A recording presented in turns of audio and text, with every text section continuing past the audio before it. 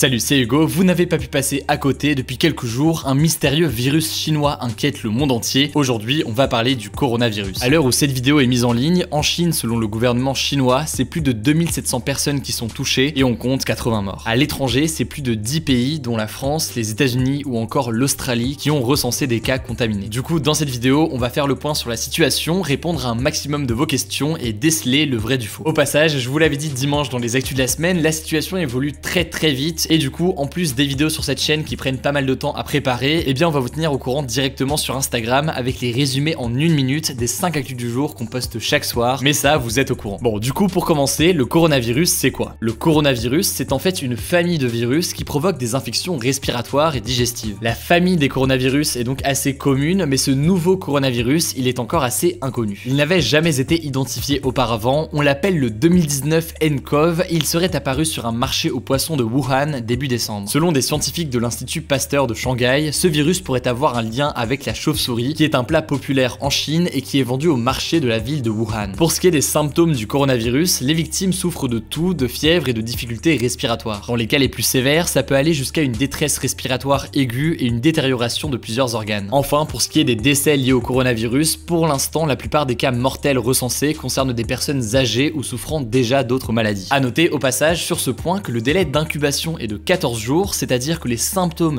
sur une personne contaminée peuvent prendre jusqu'à 14 jours pour apparaître. En Chine, dans un objectif vraiment de contenir l'épidémie, eh bien c'est pratiquement toute la province de Hubei qui est coupée du monde. 18 villes et près de 56 millions d'habitants sont mis en quarantaine, et pour vous donner un ordre d'idée, la population française, elle est de 67 millions d'habitants. À Wuhan, ville d'11 millions d'habitants, eh bien l'ambiance semble apocalyptique. Les rues sont vides, la gare et le métro sont fermés, la situation a entraîné des queues interminables dans les supermarchés, les hôpitaux sont eux surchargés, ils font face à une pénurie de matériel médical et ils doivent parfois renvoyer des patients chez eux sans les traiter. Pour combler ce manque de moyens, 450 médecins de l'armée sont arrivés en renfort vendredi soir et le régime annonce également construire en 10 jours seulement un hôpital pour accueillir 1 millier de malades. Actuellement, il y a encore 800 Français qui sont bloqués dans la ville de Wuhan où l'aéroport est fermé. L'ambassade de France en Chine prévoit donc de les exfiltrer et quand elles arriveront en France, eh bien elles seront placées en quarantaine et donc isolées pendant 14 jours au cas où. En France, justement, 3 personnes sont contaminées, dont 2 à Paris et une à Bordeaux, qui avaient toutes séjourné en Chine. L'hôpital Bichat à Paris a indiqué que ces 2 patients allaient bien et les autorités sanitaires ont pris contact avec les personnes qui les ont côtoyés ces derniers jours, car il faut logiquement vérifier qu'ils n'ont pas été contaminés à leur tour. Pour prévenir les nouveaux cas, il y a aussi une équipe médicale d'accueil qui a été mise en place à Roissy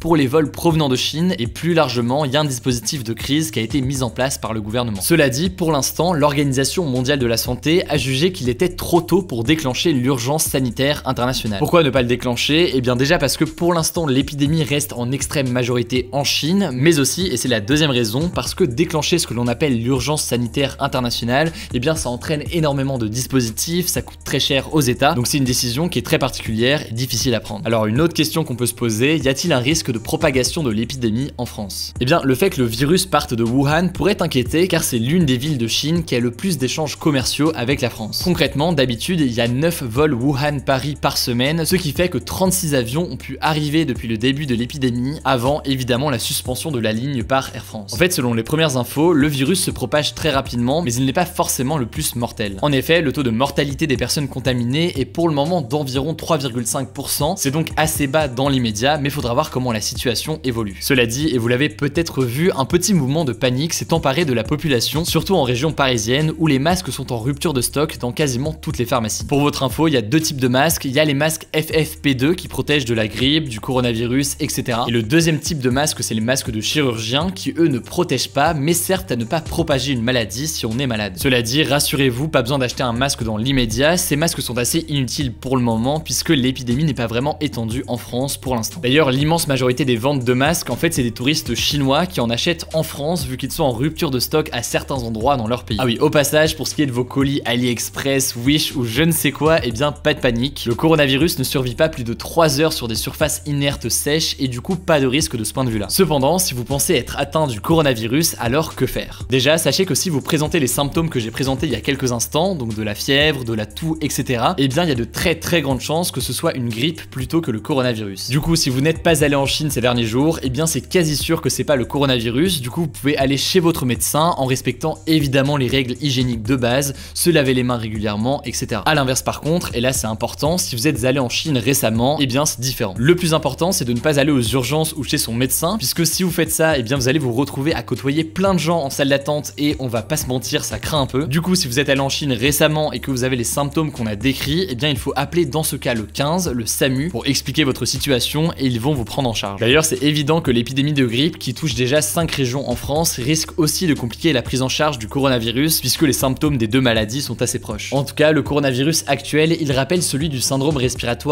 aigu, le SRAS de 2003, de la famille des coronavirus lui aussi, qui avait duré 6 mois à l'époque, touché 30 pays, fait 10 000 personnes malades et 774 morts. À l'époque, l'Organisation mondiale de la santé avait critiqué la Chine pour avoir tenté de dissimuler l'ampleur de la pandémie en refusant de divulguer des chiffres réels. Cette fois-ci, par contre, en l'occurrence, le régime chinois semble coopérer davantage avec l'organisation et semble plus transparent. Il a vite reconnu la situation comme une crise sanitaire majeure, il publie des mises à jour régulières et de nombreux médias en parlent. Du coup, on peut soupçonner la Chine de minimiser les chiffres, ne serait-ce que parce qu'il faut plusieurs jours pour détecter les cas, mais c'est indéniable, il y a du progrès par rapport à 2003. Plus largement en fait, cette épidémie représente aussi un test pour le président chinois Xi Jinping qui est affaibli en interne par la contestation à Hong Kong et les critiques sur les camps des Ouïghours. Au niveau économique, elle pourrait aussi coûter cher puisque avec l'annulation des festivités du Nouvel An chinois et plus largement les répercussions économiques, eh bien c'est un coup dur. Bref, voilà du coup pour un état des lieux de la situation au moment où on publie cette vidéo, mais comme je vous l'ai dit, la situation va évoluer très vite et donc on va vous tenir au courant sur Instagram. Pour ceux d'entre vous qui ne le savent pas parce que vous découvrez la chaîne aujourd'hui, eh bien sur Instagram, en plus de cette chaîne YouTube, on publie chaque soir à 18h un résumé facile et rapide à lire de l'actualité. Ça se lit en 1 minute maximum et vous êtes plus de 300 000 à nous suivre là-bas. Le nom du compte c'est Hugo Décrypte, vous êtes les bienvenus. Écoutez, je crois que j'ai tout dit, dans la description je vous mets des liens si vous voulez en savoir plus, on se dit à très vite.